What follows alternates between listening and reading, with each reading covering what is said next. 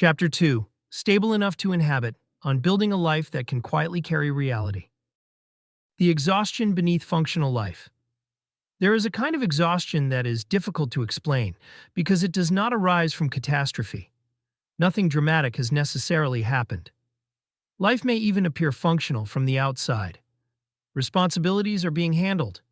Bills are being paid. Messages are being answered. Deadlines are being met. The machinery of ordinary life continues moving.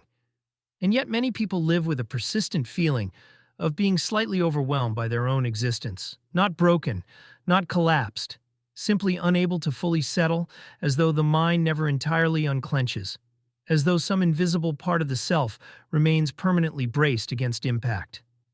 This condition has become so common that many people no longer recognize it as a condition at all. They assume it is simply adulthood, or modernity, or ambition, or responsibility. But often what they are actually experiencing is something quieter and more structural. They are attempting to live inside lives that no longer feel inhabitable. That distinction matters. A life can continue functioning while becoming psychologically difficult to inhabit. The calendar fills. Obligations multiply.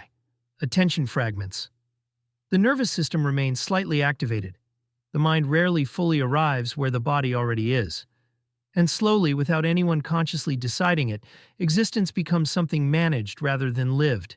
Fragmentation and the unsettled organism. Many modern people are not suffering from a lack of intelligence, information, or opportunity. They are suffering from chronic fragmentation.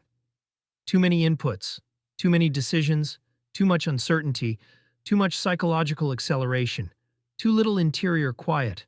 The organism never fully settles. And when human beings do not settle internally, perception itself begins to change.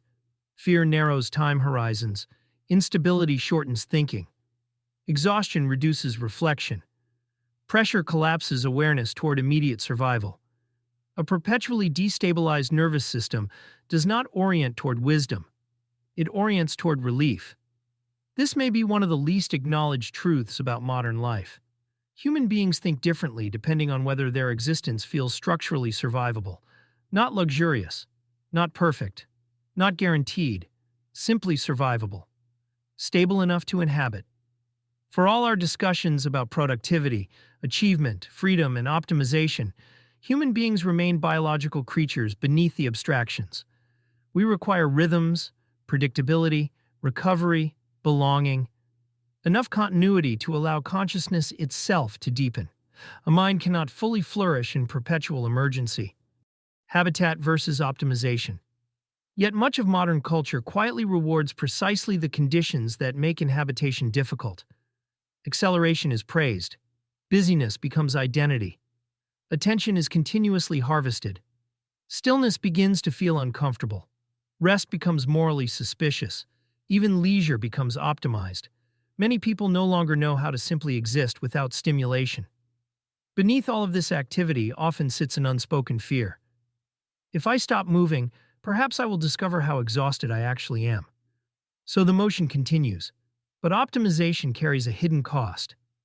At a certain point, a person can become so focused on improving life that they lose the ability to live it.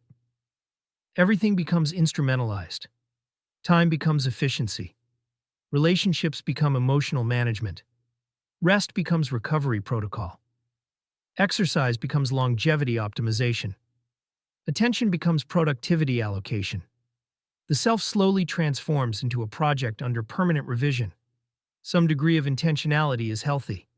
Yet there is a threshold beyond which optimization becomes psychologically violent. Human beings are not machines designed for perpetual calibration. We are living organisms attempting to carry reality consciously across time. What such organisms require is not endless optimization.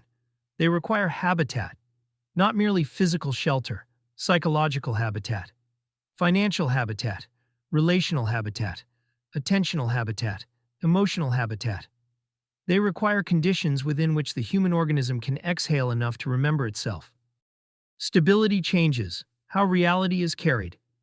This is partly why stability matters so deeply. Not because stability guarantees happiness. It does not. Not because stability eliminates suffering. It cannot.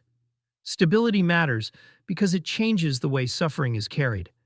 A person with some degree of inner and outer stability can absorb uncertainty differently than a person already living at the edge of fragmentation.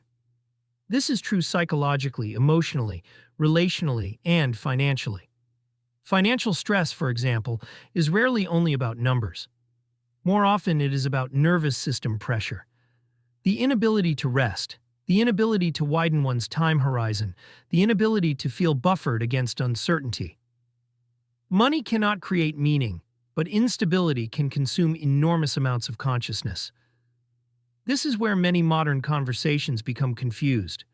People imagine that the opposite of ambition is stagnation. But often the opposite of destructive ambition is inhabitation, a life with enough margin to think, enough steadiness to love well, enough breathing room to notice existence again. A life in which attention is not permanently scattered across 10,000 competing demands. A life in which the mind is no longer continuously negotiating survival. The importance of enough. None of this requires perfection. In fact, one of the most damaging fantasies modern people carry is the fantasy of complete control. The perfectly optimized life. The fully secured future. The elimination of uncertainty. Reality does not permit this. Life remains fragile. Bodies age. Markets fluctuate. Relationships strain. Loss arrives. Mortality waits quietly beneath every ordinary day. No structure removes these realities. Wisdom is not the conquest of uncertainty. Wisdom is building a life stable enough to remain human within uncertainty. That distinction matters because many people postpone inhabiting life until some imagined future point of total resolution. After the promotion, after the debt disappears, after the anxiety fades, after the perfect routine, after the ideal self finally emerges, but existence continues passing meanwhile. The days move, life unfolds, and often the deeper task is not constructing a flawless life but constructing a sufficiently inhabitable one. A life with enough coherence to support consciousness, enough order to reduce unnecessary suffering, enough flexibility to adapt, enough rootedness to remain psychologically intact when reality becomes difficult. This is why the idea of enough matters. Enough is not merely a financial concept, it is an existential stabilizing force. Without some definition of enough, the nervous system can remain trapped inside endless escalation.